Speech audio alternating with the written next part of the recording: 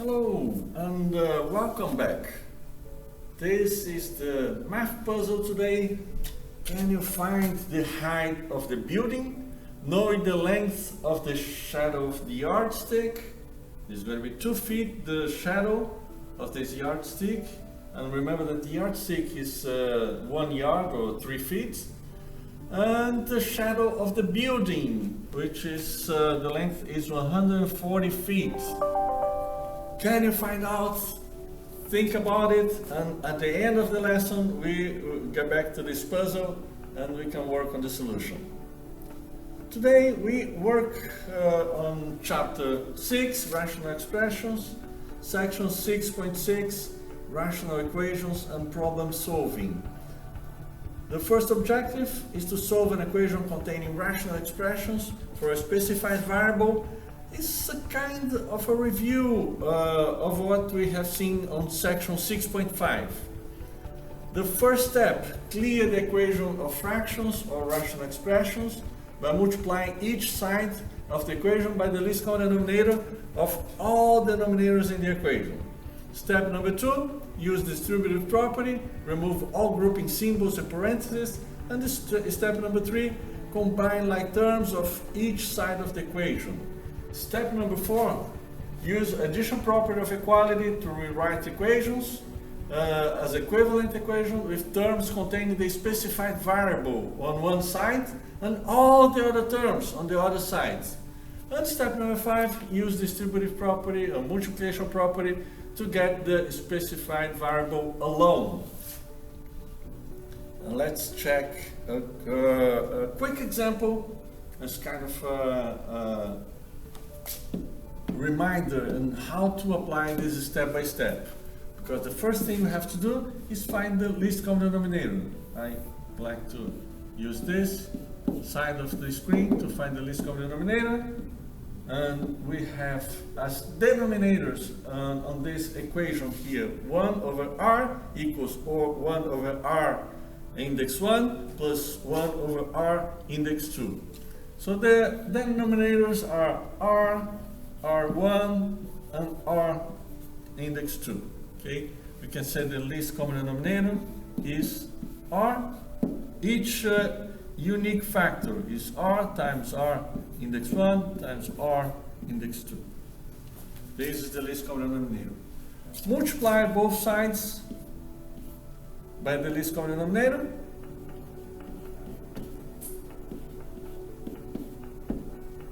And then you will have on the left hand side r times r1 times r2 over r equals, and apply distributive property. Don't forget distributive property here.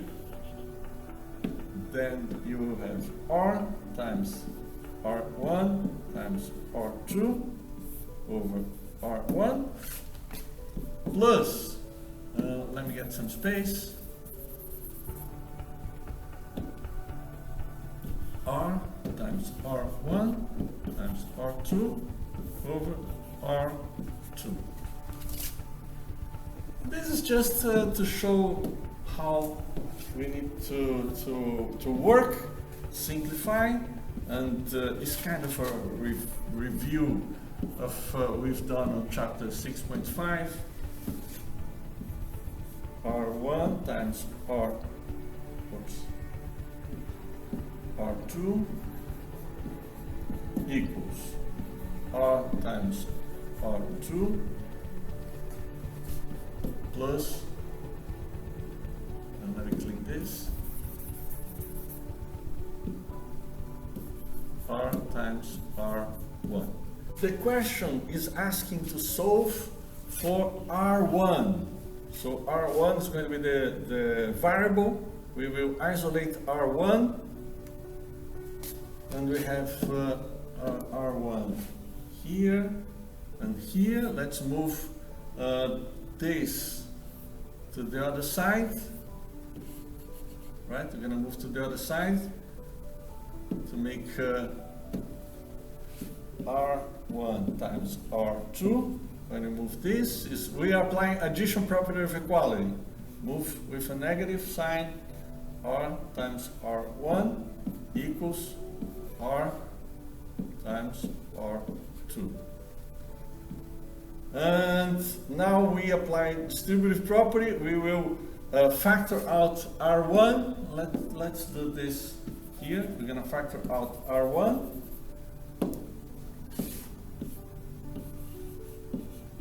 Right? R1 times R2 minus R equals R times R2. And finally, just this. Finally, we find R1 by applying multiplication property of equality. Divide both sides of this equation by R2 minus R. And then you have R2 times R over R2 minus R. This is the answer. This is just an example, so you can understand how to solve equations and isolate one of the variables. And also is kind of a review on what we have seen on chapter 6. On section 6.5. Okay?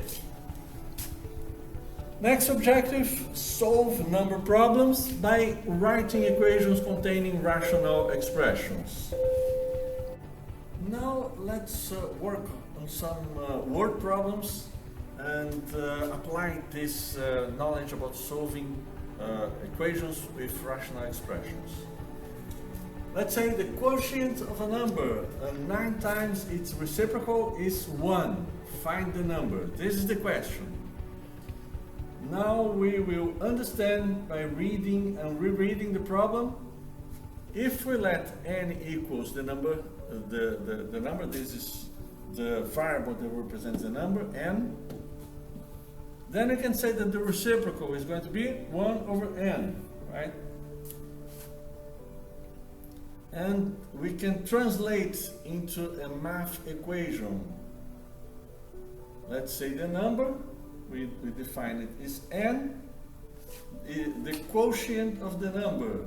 So we're gonna write the operation, it's division, and 9 times its reciprocals. That means 9 times 1 over n is, that means equals, and 1 is the number 1. That's it. We translated the words into a math equation. Now we repeat here the math equation. N divided by 9 times 1 over n equals 1. Now let's try to solve this, applying the knowledge that we have on solving equations with rational expressions. N divided by 9 over 1, 9 times 1 over n is going to be n over 9, 1 over n equals 1. You can write something like that, okay? But we know that multiplying, and we have here 9 over 1 times 1 over n, multiplying rational expressions, we have to multiply the numerators and multiply the denominators. So we can rewrite this expression here as 9 times 1, 9, right? 9 over 1 times n, 9 over n. So let's rewrite this. 9 over n. This is a division, and we can say this is n over 1, here on the top, n over 1, divided by 9 over n.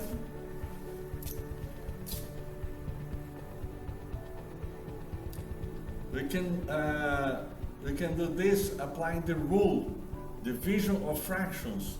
If you're dividing one fraction by another fraction, you can transform it into a multiplication. A multiplication that you have to flip the fraction that is the divisor, that's after the division sign. So this is kind of equals. n over 1 divided by 9 over n equals 1. And we can change this as to a multiplication, n over 1 times multiplied by, and then we flip the fraction 9 over n, will become n over 9 equals 1, right? Multiply both sides by 9. If we multiply both sides by 9, we will have, let me use this space here, n times n squared, and 1 times 9, 9. That means we will have two solutions. N equals 3 or n equals negative 3. Right? Because 3 squared is 9, and negative 3 squared is 9 as well.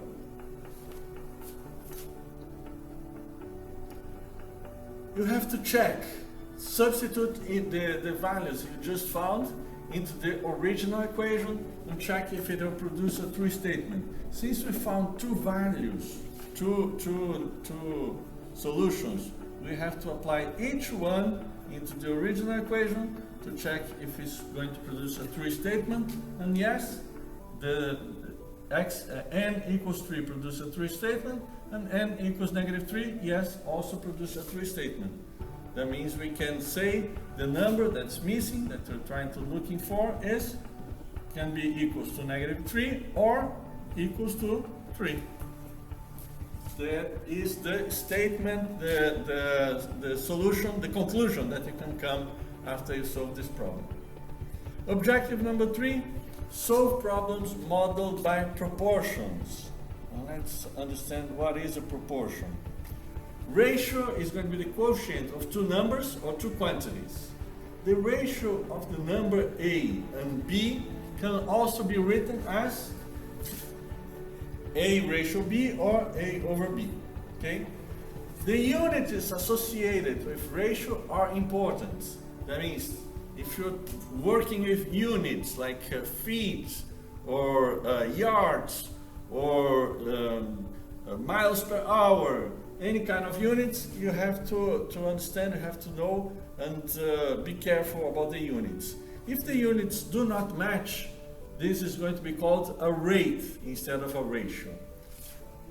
Excuse me.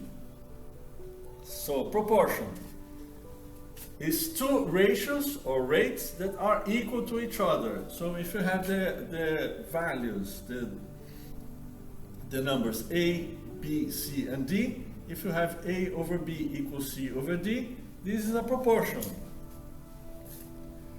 We can rewrite the proportion by multiplying by the least common denominator. And this simplifies, and we will find A times D equals B times C. Instead of finding the least common denominator, one simpler thing that you can do is use a cross product, because you can just multiply A times D equals to B times C, right?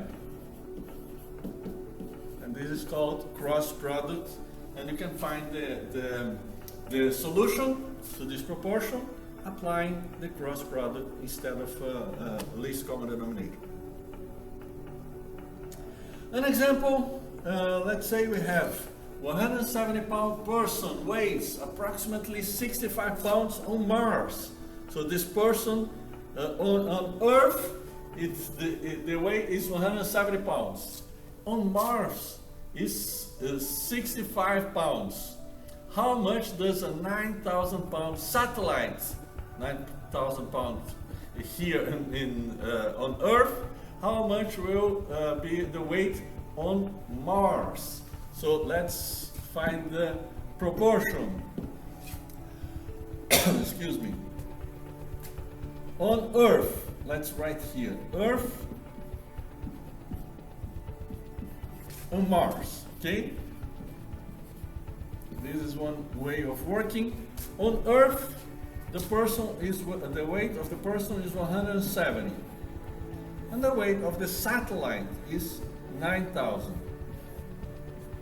On Mars, the weight of the person is 65, and the weight of the satellite is going to be proportional. So, but we don't know, we still don't know. Let's call it X.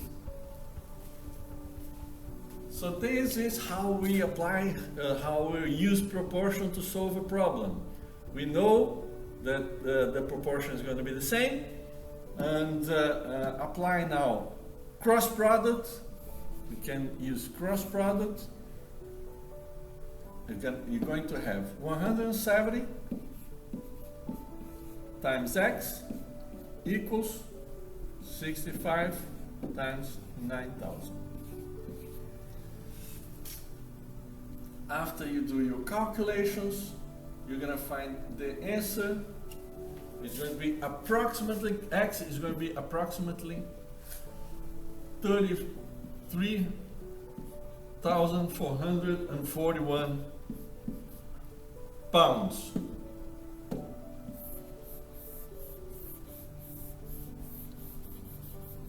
The weight of the satellite on Mars, because Mars has a different gravity, right? And the whole thing is, the whole proportion is possible because of the gravity. Now, next objective, solve problems about work.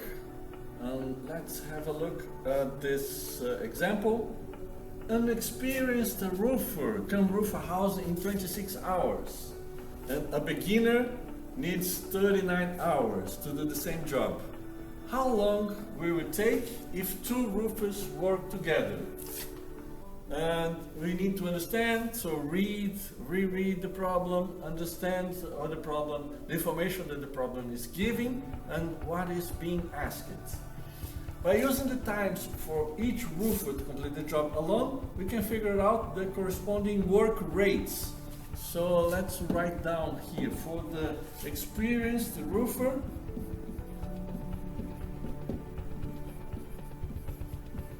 The experienced roofer, the time spent was 26 hours, right? And the beginner,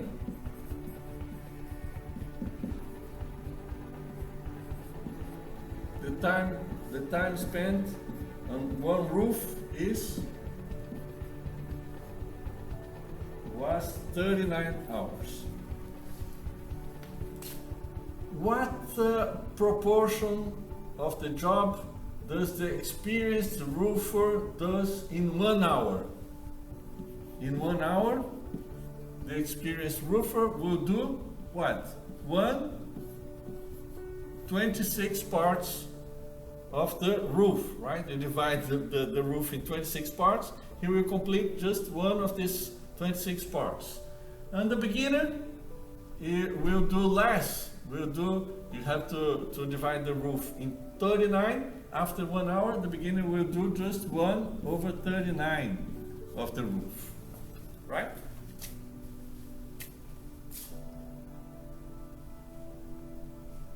Let's say together, if they work together, we don't know how much time they will spend working together. It's going to be T, we don't know. But in 1 hour, they will do 1/T, working together.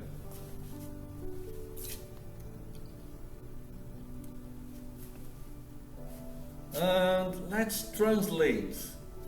Since the rate of the two roofers working together would be equal to the sum of the rates of the two roofers working independently, that means the rate of them working together equals 1/26 is the rate of the experienced roofer plus the 1/39 the rate of the beginner roofer. So they are working together.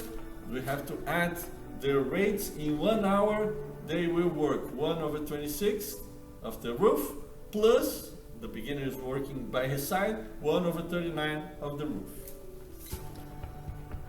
Now we can solve using our knowledge of solution of equations with rational expressions. We need to find the least common denominator. Let me write here again the equation. 1 over 3, oops, 1 over 3 equals 1 over 26 plus 1 over 39. So find the least common denominator.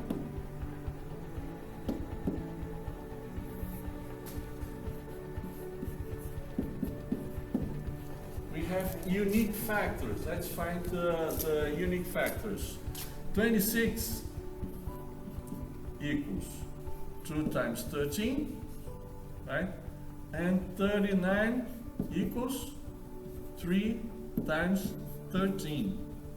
And we also have t. The lowest common denominator are the unique factors. 2 times 3 times 13 times, and it's a bit squeezed here, times t. Let me write here at the top. We just found that the lowest common denominator equals 2 times 3, 6, 6 times 13, 78 t. Okay? Just found the least common denominator. Multiply both sides. Let me get rid of this. We're done. Okay, we found the least common denominator.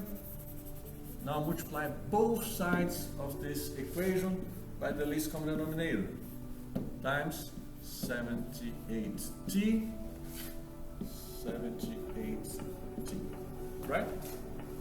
And this will be equals 78 times 1, 78t over t equals 78t over 26 plus 78t over 39.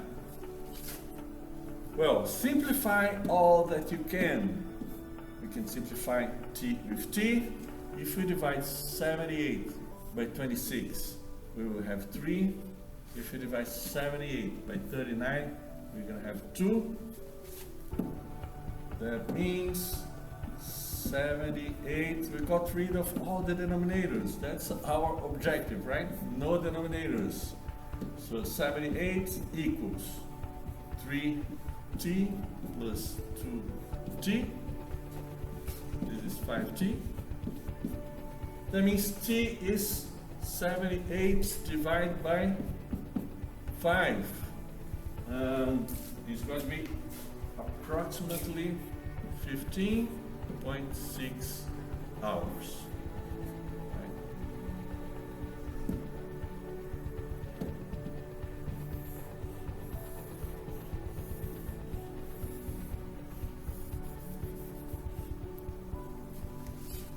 Now interpret the results.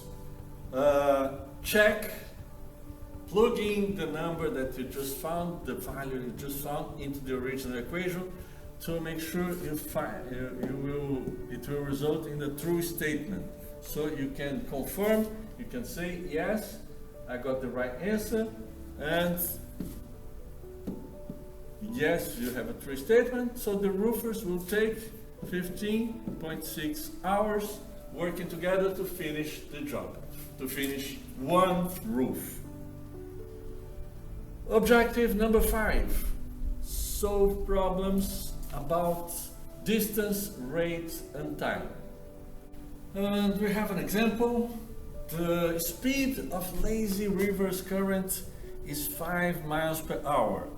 A boat travels 20 miles downstream in the same time as traveling 10 miles upstream. Find the speed of the boat in still water. So first, read, reread, understand the problem. We will use the formula for distance equals rate or speed times time. And you can note that the rate of the boat downstream is faster than the rate of the boat upstream, right? Because in the same time, he's traveling more miles going downstream than upstream. We can write, so we make like a table going downstream and going upstream, okay? the distance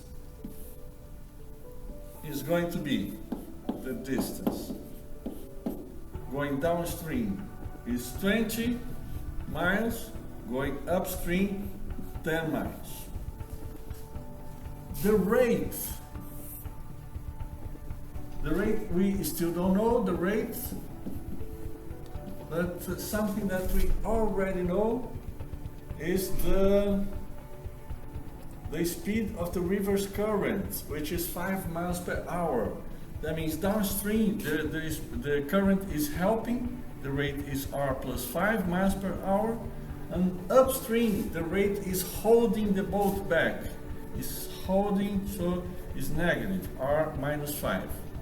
The rate of the boats, the total rate, that means the rate of the boat plus the current, and the rate of the boat minus the current. And the time spent. The time we don't know, but we can calculate, we can find out using this formula. Because time is going to be distance over rate. The distance, the time, let's use the formula, is distance 20 divided by rate, R plus 5, and going upstream, the time is 10 divided by rate, R minus 5. Okay, so we found the time using the distance and the rates.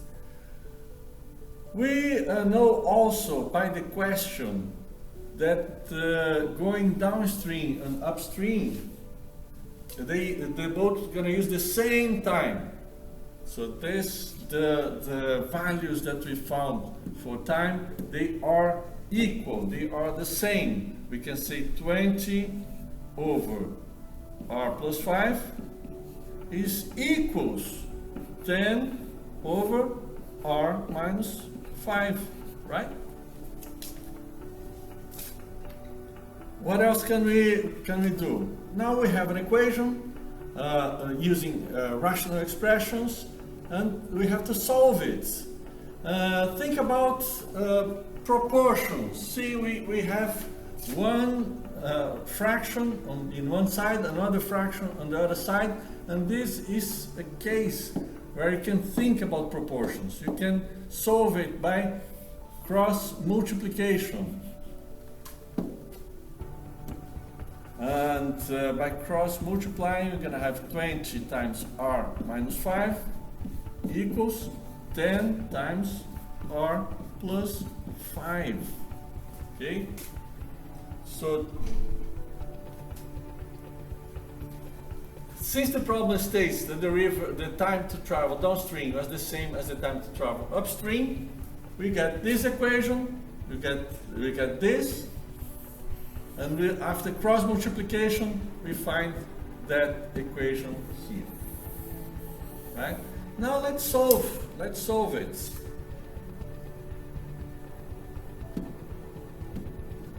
And we applied cross multiplication. We have 20 times R minus 5 equals 10 times R plus 5, right? And we can simplify. We can divide both sides by 10. That means we can simplify. This is 2, this is 1. This is going to be useful. Now apply distributive property. And 2 times R minus 2 times 10, 2 times 5, 10. 1 times R, 1 times 5, 5. That's it. Apply addition property, because you can move this 10 to the other side with a positive sign, and the R you can move to the left hand side with a negative, and then you will have 2R minus R equals 5 plus 10. 2R minus R is, you have R, and 5 plus 10, 15, and the answer is in, the unit is miles per hour. R equals 15 miles per hour. That is the answer. You can plug in into the equation, the original equation. The original equation, the first one, we found with the fractions, because remember, you have to check if you didn't make any mistakes, and also another thing that you're going to check, if you don't find any denominator equals to 0. If you make any of the denominators equals to 0, then it's a problem. It's not going to be a solution. So plug in, check if you find a true statement as a result, and yes, after you do all the calculations and check, is a true statement, and you can say that the speed of the boat in still water with no current is going to be 15 miles per hour. Excellent! Now we are at the end of section 6.6, and we can work on the puzzle, the math puzzle. Did you find an answer for this? And if you remember, we talked about it. It's proportions, right?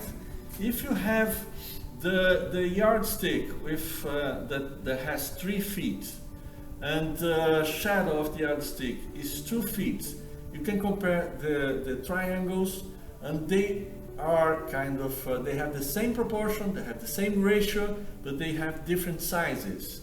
And 3/2, the height of the yardstick over the length of the shadow, is going to be equals to the height of the building over the shadow, the length of the shadow of the building. This is a proportion. Apply cross multiplication, multiply, and you will have 2x equals 3 times 114. After you work out your calculations, you will find x equals 210 feet. The height of the building, x equals 210 feet. That's the answer to our puzzle today. Thank you for joining and watching this video, and see you again on the next section.